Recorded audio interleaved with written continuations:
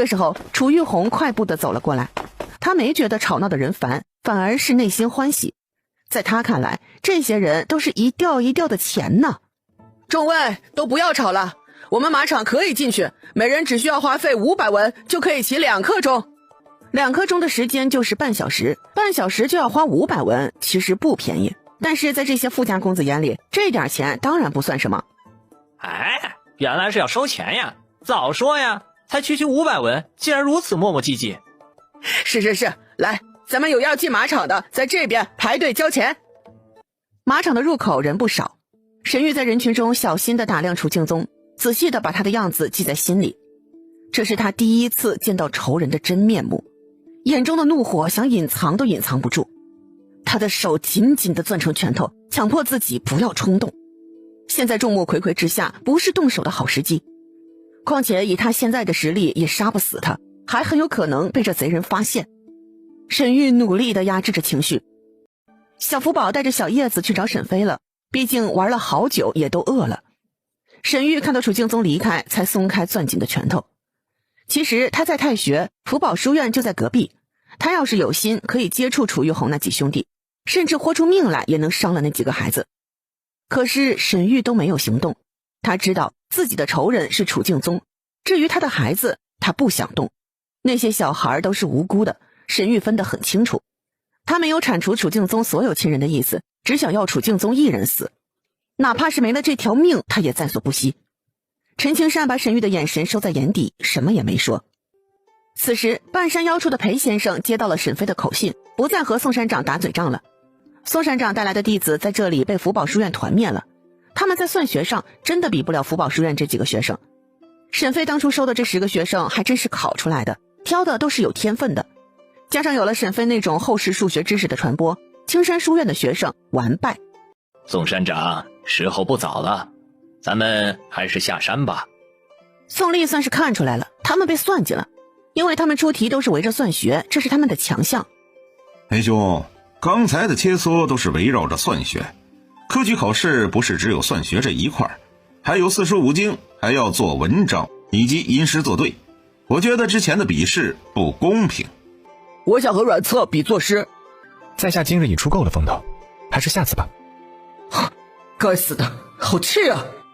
宋兄，荣王妃在山下也设了台子，只要有人能答对题，就能获得奖品。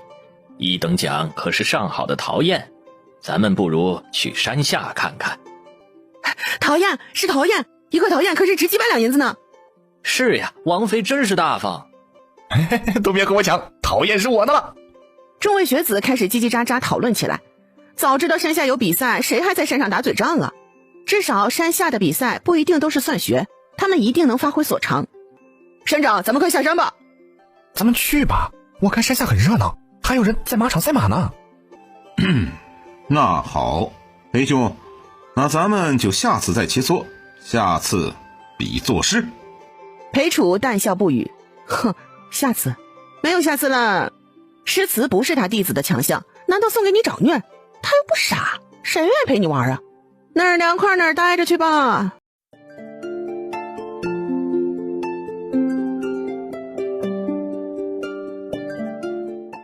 蹲下，快蹲下！寻儿是想要骑羊，马太大他骑不了，这小羊的高度正适合他。可是羊羔怎么能听得懂？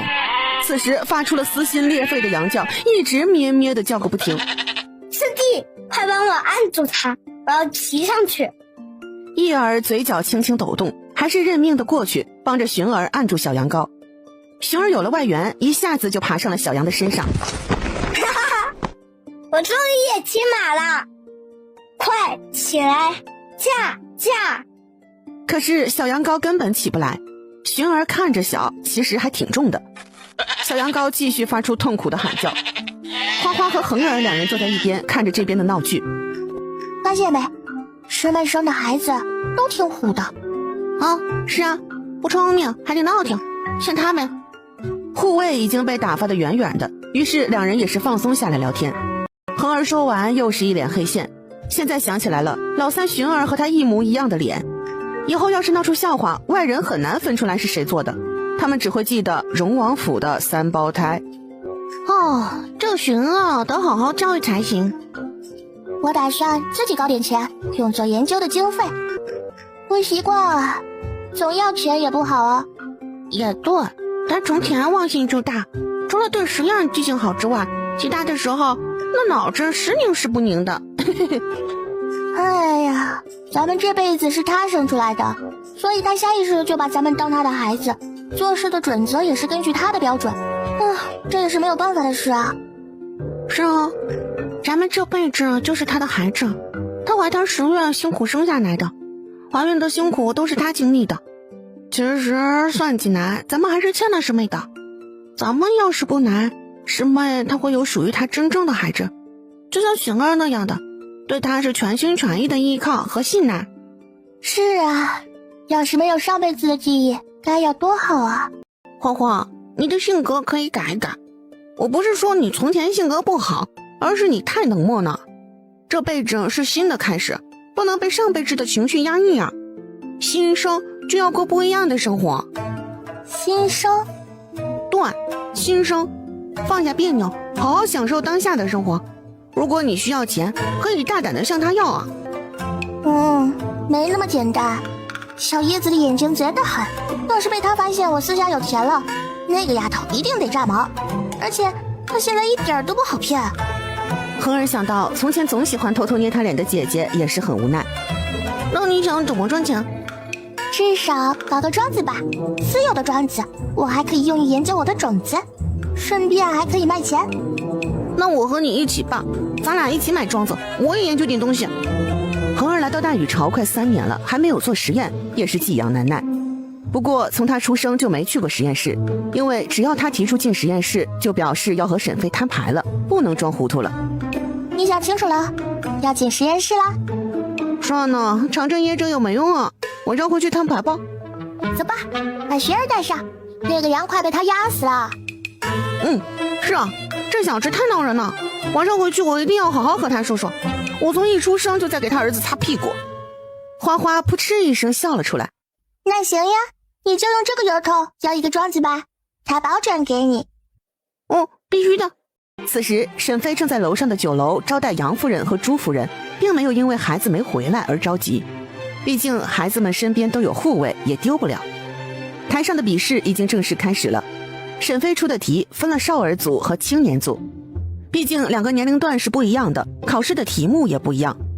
最先开始的就是少儿组，今日来庙会的人不少，好些夫人更是带了家中的儿子和女儿，现在知道有活动，小孩子们都跃跃欲试，因此这些夫人就在酒楼中休息，然后还能从窗户看到外面的情景。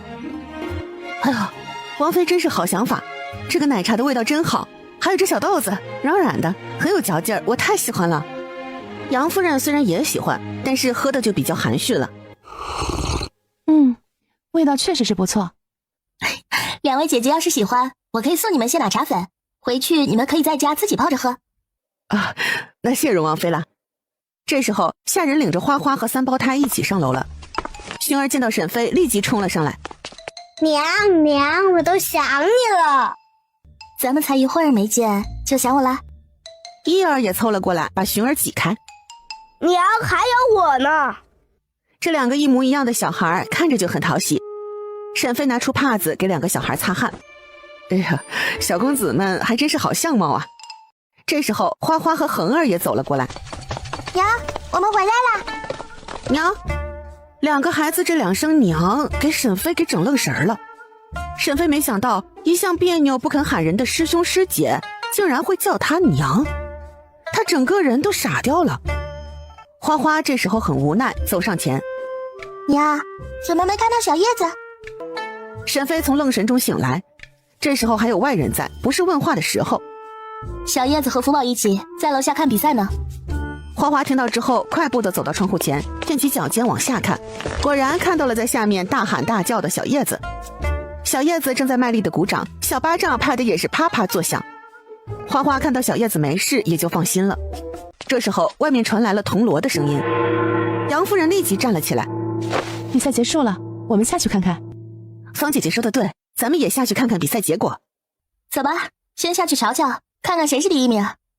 这时候卷子已经被收了上去，一众小孩从小台子上下来。临时主持人张光真走上台，各位，少儿组的结束了，现在有请青年组的参赛者。青年组的年龄是11岁到18岁的学子，请各位上台。这次参加青年组的人明显要多一些，不像是少年组只有30多人，青年组差不多快100人了。青年组的人会这么多，也是因为今天来庙会的人多，还有一些学院的夫子带学生们来踏青玩耍。宋立的学生就有好些人都参加了，贡献了10多个人呢。福宝书院的几个孩子自然也上台了，他们可都是冲着奖品去的。众位学子落座之后就开始计时间，还是半个小时的时间。围观的人可不少，其中不乏朝中的官员也在。户部侍郎今天就是带着夫人一起来的，他的小儿子参加了少年组的比赛。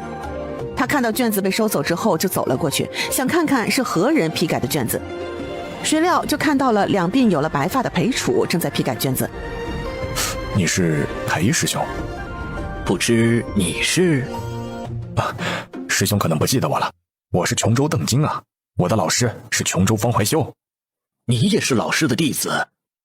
是呀，师兄，咱们是一个老师呢。师弟呀，师兄我很想和你叙叙旧，奈何还有好些卷子要批改。哎，师兄不着急，我来帮你批改，咱们一起动手啊，也能快些。邓金自信满满的开口，他可是正儿八经考上来的，如今还是户部侍郎，实打实的高官，批改个少儿组的试卷还不是小菜一碟。师弟，这一份给你，有劳了。没问题，师兄。邓金拿过卷子仔细审题，突然他傻眼了，这题是谁出的？如此刁钻。邓金看裴楚快速的批改试卷，嗫嚅开口：师兄，不知可有答案呢？这照着答案批改能快些呀。裴楚并没有怀疑，他一拍脑袋：对，师弟说的对，王妃送卷子过来的时候，答案也送过来了。师弟，你看看吧。师兄，这卷子不是你出的？不是，这题呀，是王妃出的。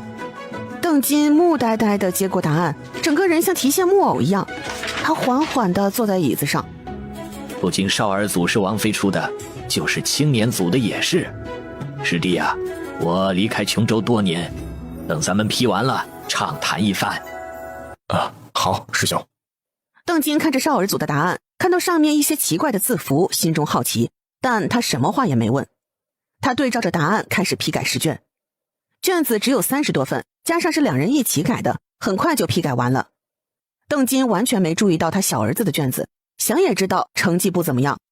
不是他儿子不聪明，是因为好些知识他们没有教过。他此时就盯着朱玉安的卷子，有点傻眼。谁不知道朱坤鹏是个酒囊饭袋，可是他的小儿子竟然只有1题没有答出来。那小子也才5、6岁吧，可他的小儿子已经9岁了。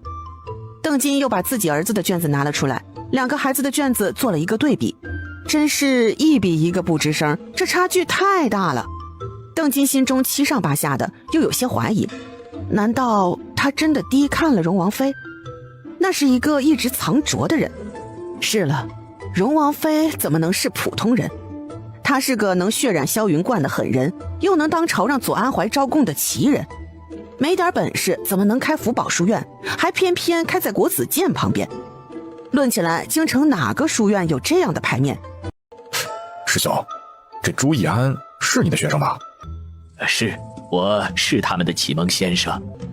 哎呦，师兄啊，当年老师就曾夸奖你年少成才，要不是多年被耽误啊，朝堂必有你的一番成就。没想到你成了夫子，竟然能教出如此厉害的学生，师弟佩服呀。师弟过誉了。师兄啊，不知道小儿能不能去你们学院上学呀？哈哈，当然可以，只要学弟放心我们福宝书院就好。邓金就是户部的，户部的人算账必须厉害。他虽然才看了几份卷子，但也看出来了一些孩童是个好苗子。好啊。2人一起把卷子整理好，分出了名次顺序。少儿组的第1名是孙展成，他踩了个尾巴，正好是10岁，就被分到了少儿组。第2名是朱玉安，第3名是杨少奇，第4到第10名能获个纪念奖。第15名到最后1名能获个参与奖。总之不会让这些孩子白参加，都会有小奖品。两人才把名次安排好，就听到了铜锣的声音。青年组的也结束了，师弟能否再等一会儿？好啊，师兄，我也想看看青年组的答卷呢，没准能看到些好苗子呢。很快，张光真就把卷子送了过来，还顺便把名次取走了。裴楚和邓金两人批阅青年组的试卷，张光真拿着名次再次走上台。众位稍安勿躁，我现在就宣读笔试的名单。第1名孙展成，奖品是青石鲷鱼陶砚1块，竹雕云龙馆雕毫笔1支，八宝奇珍墨1块，白棉纸1份。第2名朱玉安，端石云纹砚1块，斑竹馆玉笋笔1支。第3名杨少奇，青石鱼子纹砚1块，白棉纸1份。第4名到第14名是纪念奖，名字分别是……张光真把名字念了一遍。奖品是熊猫馆门票1张，熊猫抱枕1份，竹笔筒1支。第15名到第32名是参与奖，名次是……张光真又把名字念了一遍。奖品是熊猫馆门票1张，代金券1张，熊猫玩偶1只。台下的人听到只要参加了就有奖品，好些人家都在后悔。他们没想到荣王府会这么大手笔，就连成绩不好的人也都能有奖品。等着领奖的小孩一个个扬着小下巴上台开始领奖。正在一片祥和的时候，突然有人提出了质疑声。前3名都是福宝书院的学生，福宝书院又是荣王妃开的，那些小孩是不是提前知道答案呀？是呀，这么说这比赛是不是漏题了？不公平吧？沈飞向着说话的人看去，就见那人穿着深青色的袍子，一看就是书院的学子。是谁质疑比赛的公平性？可以上台来说。沈飞这话说出去之后，台下乱糟糟的声音倒是没了。我们举行比赛只是为了今年的庙会增添乐趣罢了。荣王府家大业大，还不至于为了区区这几个奖品玩弄虚作假那一套。是啊，那可是荣王府，富得流油呢。咱们脚下踩着的地都是荣王妃修的呢。你这么一说也对，那砚台虽然名贵，但王府修路建房子也都花了几万两，也没必要为了几个奖品作假。荣王妃，不知道可否把孩子们的卷子拿出来让我们看看呢？当然可以，张管事，把孩子们的卷子都拿过来。是王妃。众位不要急，你们选出10人来看看学生们的卷子，同时要是质疑前3名的实力，也可以出些算术题来考这3个孩子。我来，我当这第1人。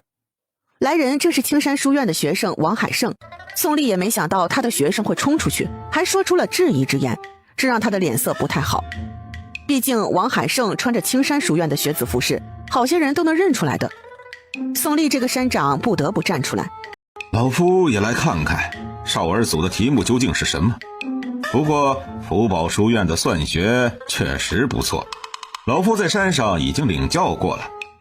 宋丽和裴楚两人带着学子在半山腰论学，好些行人是见过的。众人听到宋山长这么说，质疑荣王府作假的声音倒是弱了下去。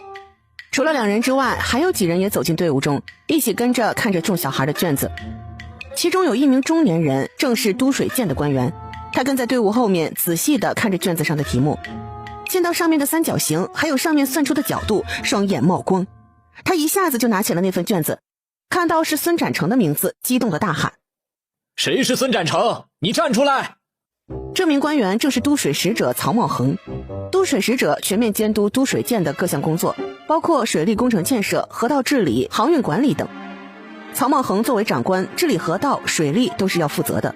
可是桥梁的角度问题里面是有门道的，何种角度不容易被河水冲垮都是要计算的。现在竟然发现一个小小孩童就算出了3角的弧度，让曹茂恒心中震撼。我就是孙展成。你找我弟弟有什么事？曹茂恒见到自己吓到了小少年，意识到自己失态了。在下是都水监曹茂恒，刚刚失态了。围观的众人听到他还是个官，就更好奇了，这到底是怎么回事，让他这么激动？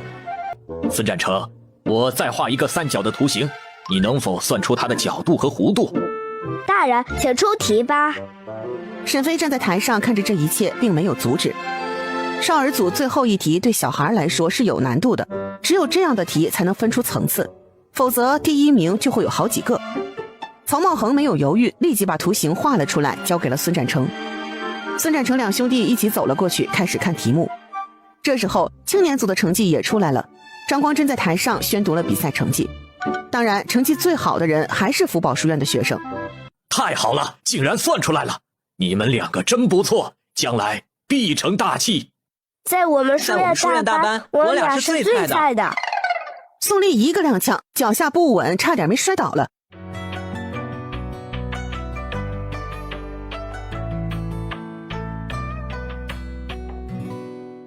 国子监祭酒孔孝孺正在皱眉思索，就连敲门声都没听到。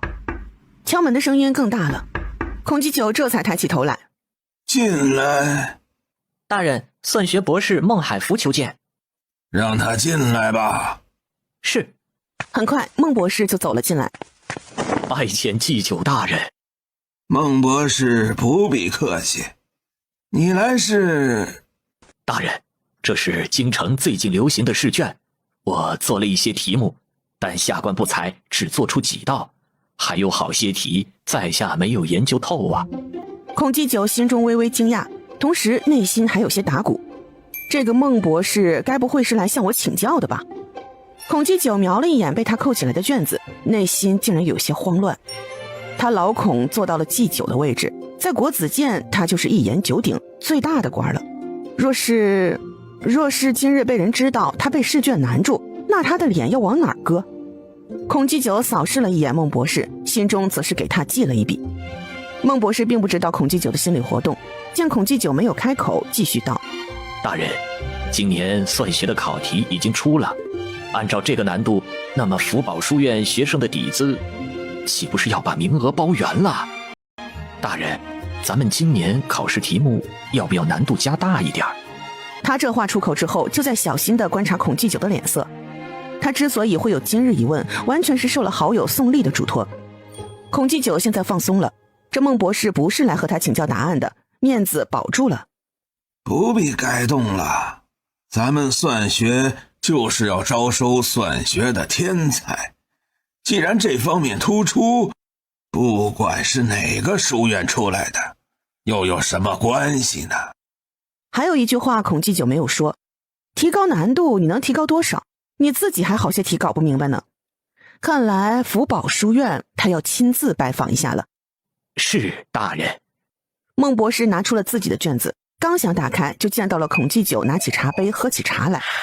孟博士心想，祭酒大人这是端茶送客的意思啊。他又把卷子小心地折了起来，收在了袖子里。孔祭酒喝茶的动作不变，眼神却注意着孟博士的动作。见他把卷子收了起来，松了一口气。大人，那下官就先离开了。孟博士离开之后，孔祭酒急忙把茶杯放下，又把刚才研究的卷子拿了出来，盯着空着大半的卷面，内心焦躁不已。不行，他明日就得去福宝书院请教一下那里的先生，否则要是让人知道他堂堂国子监祭酒都答不出来，那岂不是闹了笑话？孔祭酒看了看天色，也不早了，今日先回家吧，暂且躲一躲。孔府也在东城区，因此到家也就只用了1刻钟的时间。大人，四房的孔先生来了，已经等候多时了。孔祭酒很好奇，好好的这人为什么会来？哦，我知道了。孔祭酒换了一身常服才去待客厅。六哥。孔先生坐在椅子上并没有动，主要是他的双腿已经废了，起来并不容易。九爷爷。孔祭酒点了点头，示意小孔先生坐下。六哥，您今日来是有何重要的事儿啊？孔先生这时候从袖子里拿出了一张纸，递给了孔祭酒。孔祭酒的眉头一跳，该死的，他有种不好的感觉。那熟悉的纸张太你妈好认了，这是荣华斋的纸，他研究了一下午，不会认错的。孔祭酒没有接卷子，而是装糊涂的问道：六哥，这是什么？九弟没听说宝华寺那边的比赛吗？这是我买的卷子，发现里面奥妙不少啊。九弟是国子监的祭酒，难道都没听说？孔祭酒心想，该死，终装糊涂都不行了。孔基九无法，不能再装糊涂。哦，原来六哥说的是这事儿啊，我听说了。九爷爷，试卷中的题我也看了，好些都没搞懂。这福宝书院果真这么厉害？小孔先生对荣世子和荣亲王还有印象的，2年前荣亲王可是闹了笑话的。九爷爷，福宝书院的先生是何来历？听说这人叫裴楚，从前您听过吗？福宝书院的先生我也未曾见过。不是卷子的事儿，这其中的奥妙很深。我听说啊，福宝书院的学生已经使用了那番邦的数字，还有啊，那叫公式的东西又是什么？九弟，你身为国子监的祭酒，不能不知呀。孔基九神情一凛，是啊，这东西是从何处传播进来的，还是谁研究发明出来的？孔基九觉得这事儿大了，不是他丢不丢脸的事儿了。看来不能再偷偷自己研究了，要去进宫禀明皇上才行。六哥说的对，这事儿不小，我得进宫禀告皇上才行。这事儿啊，可大可小，事情你控制不了的时候，也不能藏着掖着。是，六哥说的对。孔基九虽然是3品大官，但是在族兄面前也是会恭敬几分。谢六哥今日的提醒。孔基九知道他狭隘了，想得没有孔老先生长远。他看了一眼孔老先生的腿，要不是当年六哥得罪了先帝，被革去了功名，成了白身，想必六哥在官场上的成就会比他还远。唉，时也，命也。荣王府，你们想进空间了？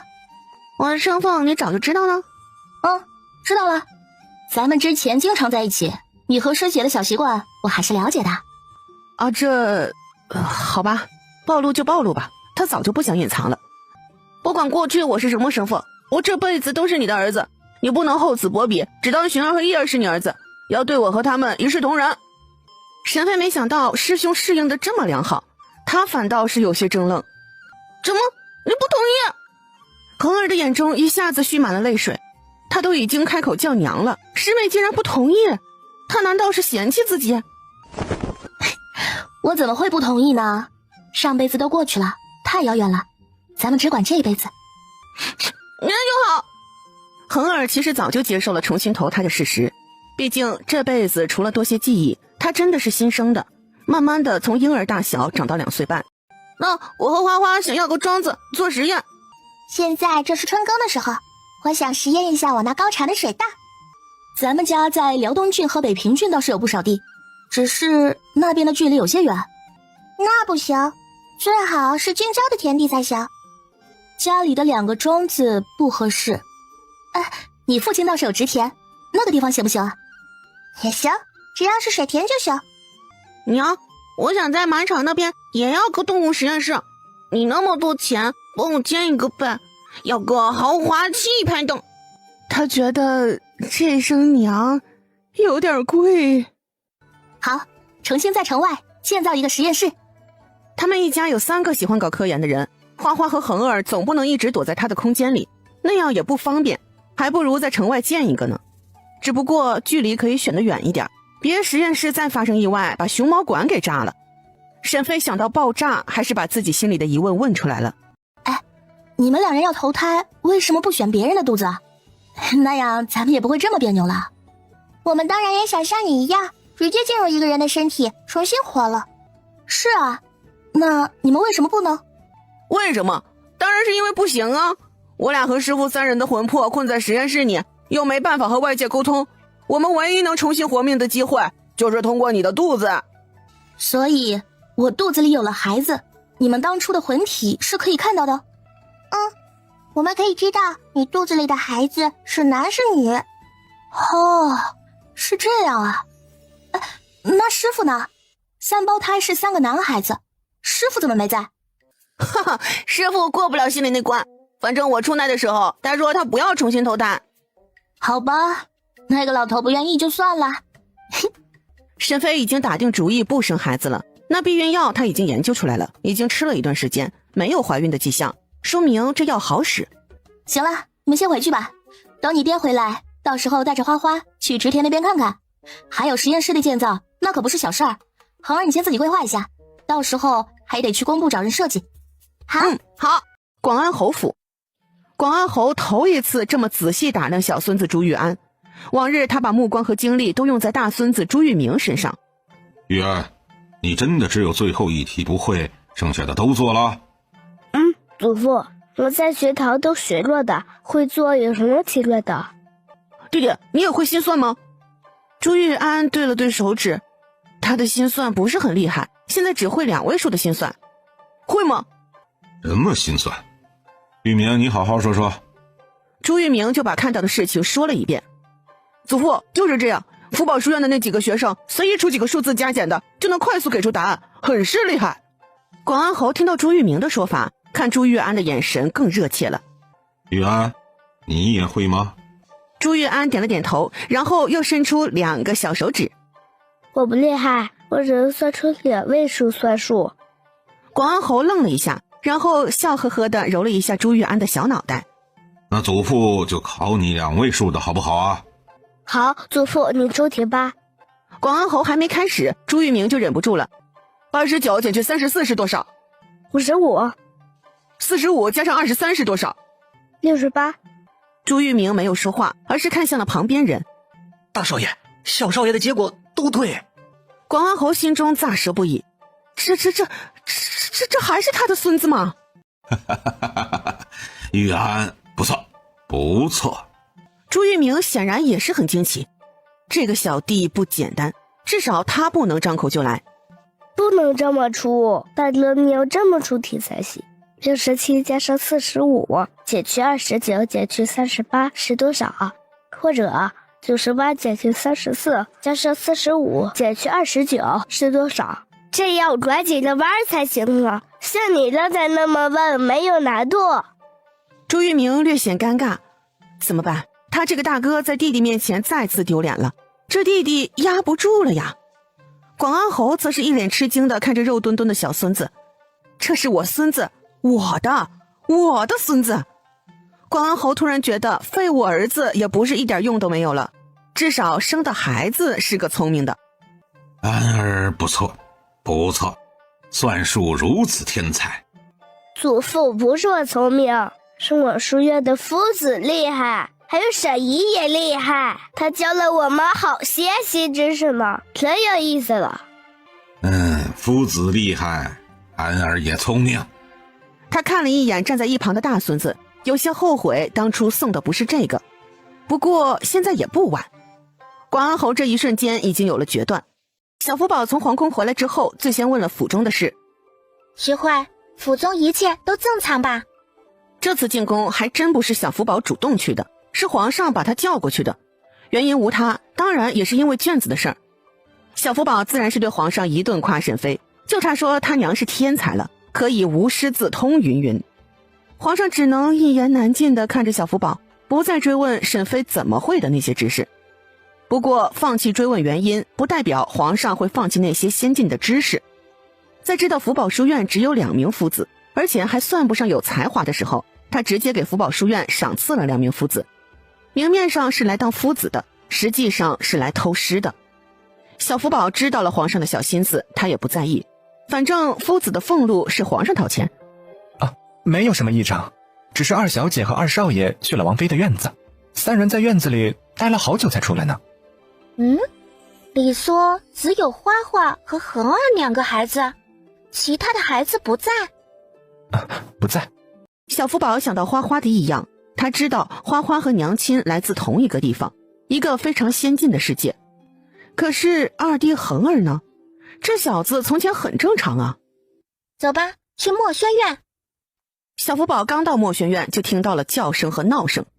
下人见到是小福宝来了，也没有通报，毕竟3胞胎还小，没什么隐私可言。小福宝进去的时候，就发现老三寻儿骑在金毛身上，金毛一副生无可恋的样子，趴在地上。金毛起来，驾！金毛没有动作。玉儿，你快命令他。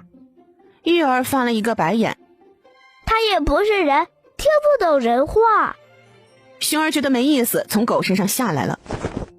伊尔，咱们玩打仗吧。行吧。于是2个小孩拿起小木剑，开始比比划划地玩了起来。小福宝进来之后，并没有打扰2个小屁孩，观察了好一会儿，发现这俩货都是真小孩。不过只有老3和老4，那老2呢？小福宝走了过去，让打斗的2个小不点儿停了下来。大哥，老3寻儿仰着小下巴看着小福宝，他平时虽然淘气，但是见到小福宝的时候就老实了起来。他也不知道是什么原因，他下意识觉得在这个家里可以惹恼父王和娘亲，但是哥哥不行。寻儿，你玩什么呢？我在和伊尔玩打架。哦，寻儿是喜欢练武？我不喜欢练武，我喜欢玩。小福宝抽了抽嘴角，好吧，现在还小，不着急，慢慢练。都是王府的孩子，楚家的下一代必须文武全才。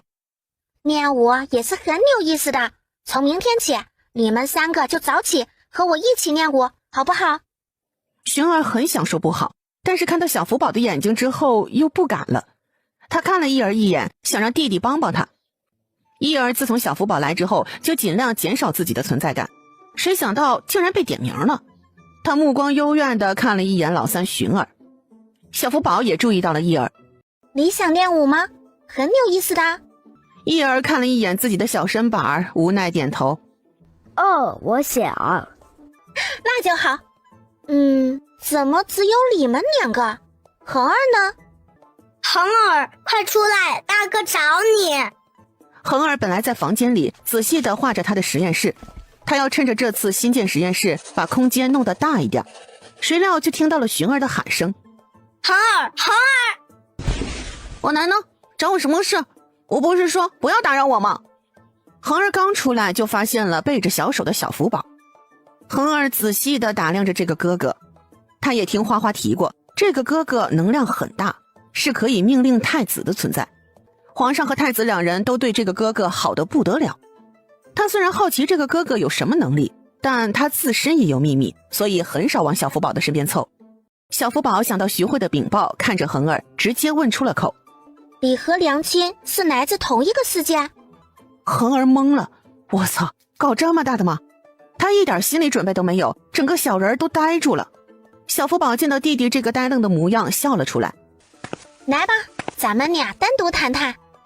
恒儿看着小福宝的背影，他终于觉得寻儿说的对，大哥这个人有点恐怖。恒儿，什么世界？哪里的世界？寻儿不懂。哪有不是，你和伊儿继续玩吧。寻儿见二哥不解释也不追问，知道二哥把恐怖的大哥带走了也是好事儿。伊儿，咱们接着玩。伊儿收回探究的眼神，拿起了小木剑，心不在焉地和寻儿玩了起来。小福宝直接去了内室，恒儿也紧跟着进来的。你怎么发现的？小福宝当然不会告诉恒儿，全府上下只要他想知道，都瞒不过他的眼睛。很容易呀，你和花花一样，都不像真小孩。你觉得你和外面那俩小不点儿一样吗？恒儿看了一眼坐在椅子上双脚也够不到地的大哥，这一刻害怕倒也是少了。哼，他也没比自己大多少嘛，怕个球啊。哦，那为什么猜我和花花来自同一个地方？因为你俩更熟吧，你的特别很好猜。恒儿不纠结这事儿不放了，知道了就知道了，以后行动更容易。他也不站着，这样好像小福宝在审问他一样。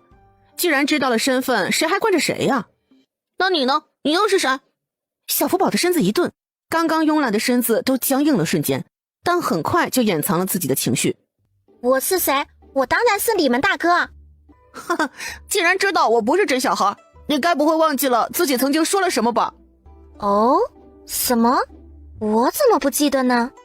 我可是从出生就带了记忆，给你提个醒，我刚出生那会儿，嘿嘿嘿。小福宝心想，该死的，百密一疏，忘了这一茬。小福宝现在懊恼不已，想要怪娘亲为什么生出来的孩子都是小怪物，可是又不舍得。小福宝仔细的思索，好像说的也不多，他装作镇定的样子，满不在乎的道：你出生的时候像个红猴子一样，丑得不得了，我一定是骂你来着。哼，这个大哥绝对是故意的。既然你记不起来呢，我就帮你回忆回忆。你那时候脑气横秋的和我交代后事，还说以后荣王府就交给我了，我就是世子了。你记错呢，我没说。恒儿没想到这小福宝敢说不敢认。你脸皮太厚呢。小福宝是坚决不承认的，他现在身体倍儿棒，世子之位是不可能换人的。你那时候才多大，和我一样大小就懂得那么多呢，还说什么让荣王府去北地，远离朝局，不被牵连等等。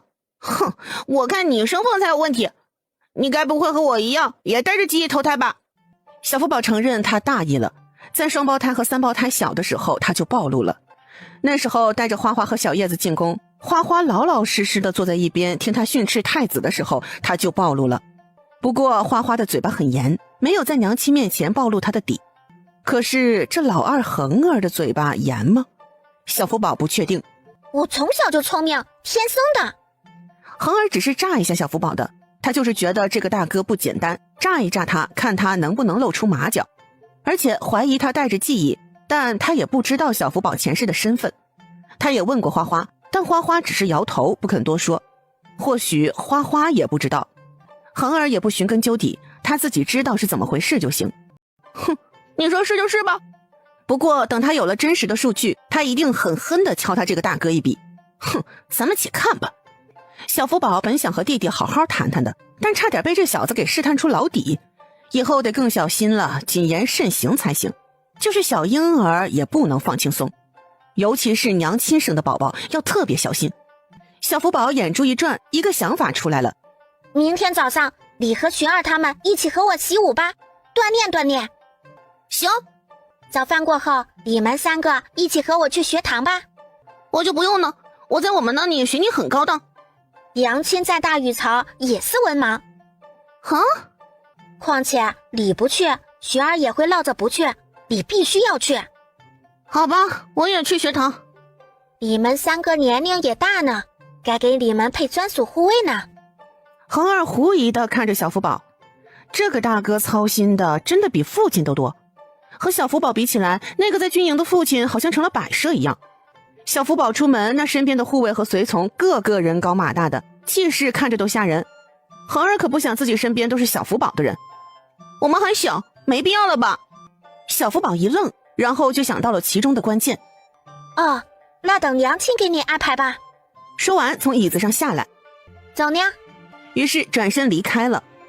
恒儿看小福宝那有些落荒而逃的样子，摸着小下巴琢磨起来。大哥要是带着记忆投胎，那他上辈子是谁呢？嘿嘿，值得深究啊。况且大哥到底怕什么呢？带着记忆投胎也没什么大不了的哇。沈飞并不知道孩子们的事，他正在给唐之灵写信，让他抽时间回来一趟。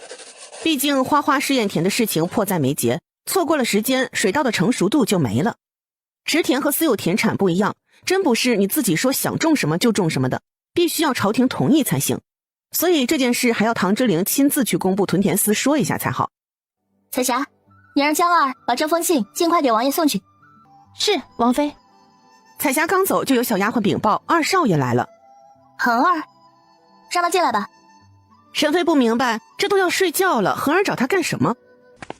娘，我找你有事。什么事啊？你说。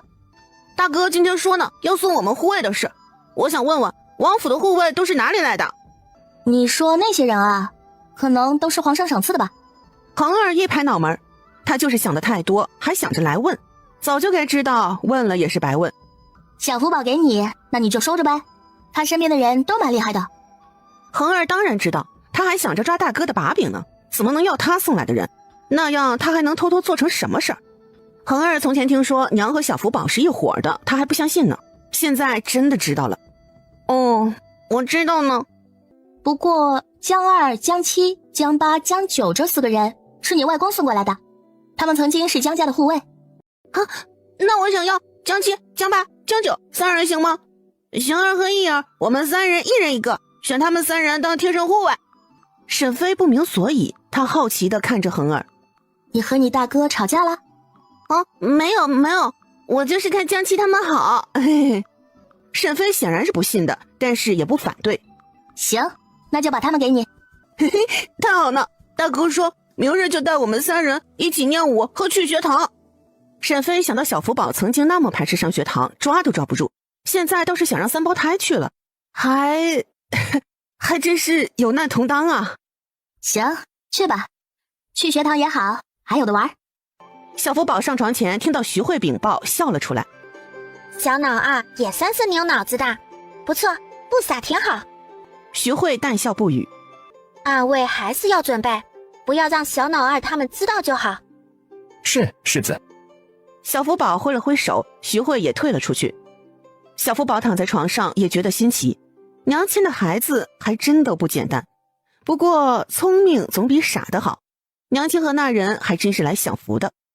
小福宝想到唐志玲在军营已经待了快2年了，不知道能不能派出去练手。文官的路子是不行的，那小子觉得没有成就感，那就走武官的路数吧，不知道能不能顶得起来。小福宝叹了一口气，不再继续想唐志玲的事，